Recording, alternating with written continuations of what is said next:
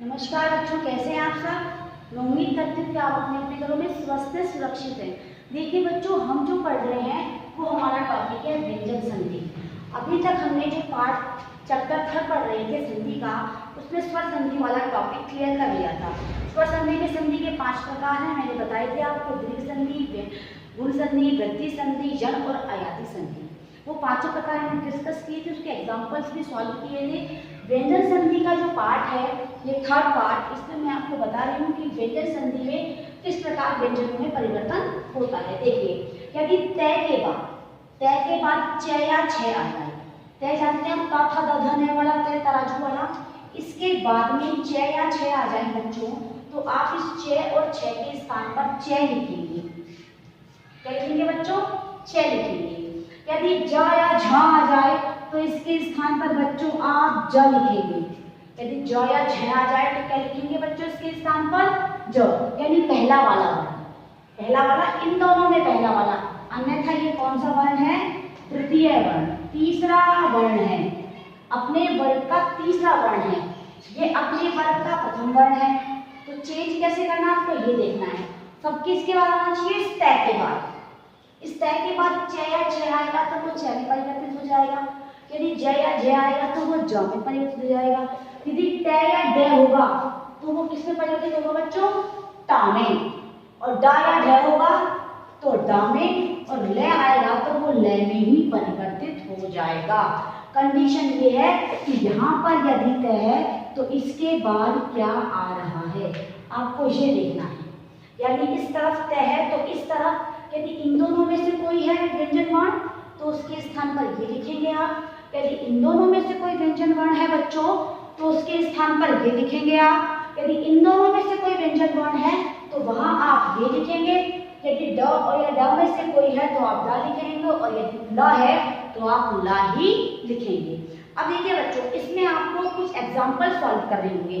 जब तक आप एग्जाम्पल सॉल्व नहीं करते हैं संधियों में, तो संधियों की जो बारीकियां हैं वो ढंग से समझ में नहीं आती हैं। तो उन चीज़ों को समझने के लिए और अपनी जो प्रॉब्लम्स हैं उनको सॉल्व करने के लिए रिलेटेड संधि हम करते हैं इसके एग्जाम्पल्स। देखिए, पहला एग्जाम्पल है उत प्लस चारण। मैंने बताया था इस तय के बाद क्या आ रहा है यहाँ पर? च। देखिए यहाँ पर यदि मैं च लिख दूँ तो च के स्थान पर क्या होगा? च। तो यहाँ पर क्या लिखेंगे हम? उच्चारण। क्या लिखा बच्चों हमने? तो के स्थान पर च। जगत प्लस छाया, ये जगत और ये छाया, तो ज के बाद क्या है? छ। तो क्या लिखेंगे हम? वही वापस च, तो जगत छाया। अब देखिए, उत प्लस ज्वर, उत के बाद ज है तो यदि ज या ज होगा तो क्या लिखेंगे बच्चों? ज। तो क्या लिखेंगे? उज्ज्वल। आप सिर्फ देखिए कि वर्ण कौन सा है और किसमें परिवर्तित हो रहा है। जब आपको ये पता चल जाएगा कि वर्ण कौन सा किसमें परिवर्तित होने वाला है तो आप इन संधियों को इजीली सॉल्व कर सकते हैं। देखिए, उत प्लस छिन्न, उत लिख रखा है, छिन्न लिख रखा है, तो इस ता के स्थान पर क्या लिखेंगे हम? ये वाला च। तो क्या लिखेंगे? उच्च छिन्न। ठीक है, अब देखिए इनको सॉल्व करते हैं। उत प्लस लास, उत प्लस ल लिखा हुआ है तो ल आया तो क्या लिखना है? ल ही लिखना है। तो क्या लिखेंगे बच्चों? उल्लास। सत प्लस जन, त है ज के बाद तो क्या लिखेंगे? ज। सज्जन। जगत प्लस छाया, तो देखिए जगत प्लस छाया में यहाँ सॉल्व कर चुके थे, वही एग्जाम्पल वापस दे दिया हमने, जगत छाया। और उत प्लस दयन, द आया है तय के, और तय के स्थान पर क्या होगा? तय होगा, तो क्या हो गया हम यहाँ पर देखिए, टा या ड हो तो तय होगा, लेकिन ड या ड हो तो द होगा। क्या लिखेंगे? ड। उद्दयन। देखिए बच्चों, आपको सिर्फ क्या के बाद क्या, मतलब किस वर्ण के बाद कौन सा वर्ण आना चाहिए, इस बात का ध्यान रखना है। ठीक है, जब आप इस बात का ध्यान रखिए किस वर्ण के बाद कौन सा वर्ण आएगा तो आप इस संधि को सॉल्व कैसे करना है ये समझ लेंगे। अब हम इसकी बात करते हैं संधि का एक और टॉपिक सॉल्व। देखिए बच्चों, हाँ तो बच्चों देखिए, इसका अगला नियम क्या है बच्चों? यदि तय के बाद श व्यंजन आए, श कौन सा? षट्कोण वाला, ठीक है ना। श तीन होते हैं, मूर्धन्य श, तालव्य श और दंत्य श, ठीक है बच्चों। अब देखिए, यदि ता के बाद श आता है तो ता की जगह च लिखते हैं। क्या लिखते हैं? च लिखते हैं। और जो ये श लिखा हुआ होता है ना ता के बाद, उसकी जगह क्या लिखते हैं? छ लिखते हैं। यानी दोनों ही व्यंजन वर्गों में परिवर्तन होगा।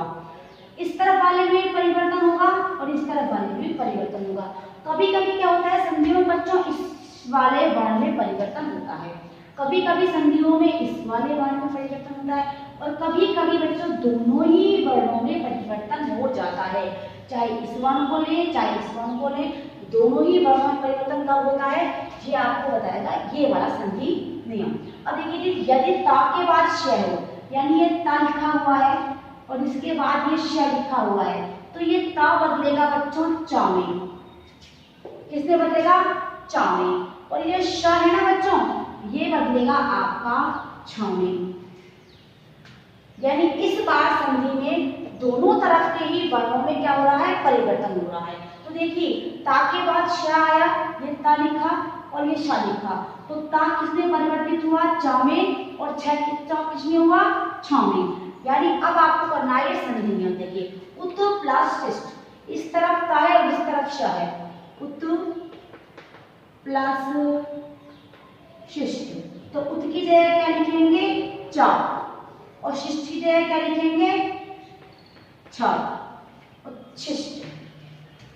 देखिए, हनुमत प्लस शास्त्री, हनुमत में त है और शास्त्री में श है, तो कैसे लिखेंगे इसको हम? हनुम और ये ता हलंत है तो हम यहाँ च लिख देंगे, ता की जगह च और श की जगह क्या आएगा? शास्त्री।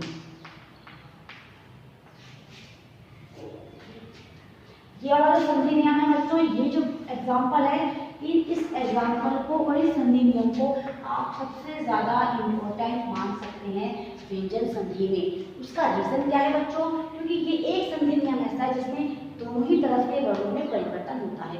अभी तक हम फाइंड आउट करते हैं कि एक तरफ का वर्ण ऐसा हुआ तो ये हो जाएगा, इस तरफ का वर्ण ऐसा हुआ तो ये हो जाएगा, लेकिन इस बार हम दोनों तरफ के ही व्यंजन वर्णों में परिवर्तन कर रहे हैं। तो आप इस संधि नियम का ध्यान रखें, क्योंकि अगर ये संधि मान लीजिए यही शब्द एग्जाम में आ जाए तो आप इस शब्द के आधार पर जो हमने इससे पहले संधि की है उसको सॉल्व कर देंगे, इस शब्द के आधार पर इसको सॉल्व कर देंगे, लेकिन आपको सॉल्यूशन कौन सा चाहिए?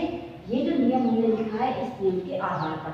तो आपको ये जो संधि नियम है ये वाला और इससे पहले वाला दोनों को एक साथ याद करना है, क्योंकि दोनों में बहुत सिमिलरिटी भी है, यानी समानता भी है, कुछ अंतर भी है।